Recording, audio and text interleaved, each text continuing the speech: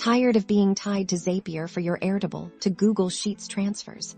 Let's unlock some powerful alternative methods right on your MacBook Pro.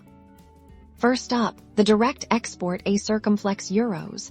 The simplest route: open your Airtable base and locate the specific view you want to export. This is crucial, as only the data visible in that view will be transferred. Hover your mouse over the main grid area until you see the 3 vertical dots, indicating more options. Click on these dots. A menu will appear. Look for the download option within the download submenu. You'll find various file formats for seamless compatibility with Google Sheets. Select CSV, a circumflex euros. That's comma-spreaded values. Click on CSV. Your MacBook Pro will now download the CSV file containing your Airtable data. Keep track of where this file is saved, usually in your Downloads folder.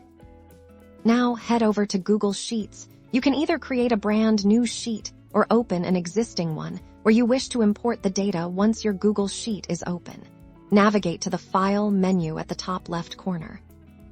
In the File menu, scroll down and select Import. This will open a new dialog box asking where you want to import from. You have a few options here. The easiest is usually clicking on the Upload tab, then click Select a file from your device.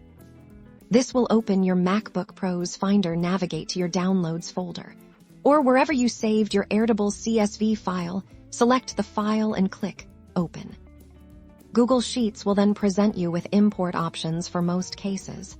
Create new spreadsheet or insert new sheet S into existing spreadsheet will work perfectly. Choose the option that best suits your needs and click Import Data. And there you have it.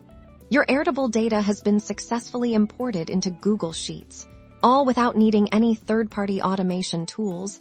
This manual method offers a direct and straightforward way to manage your data migration.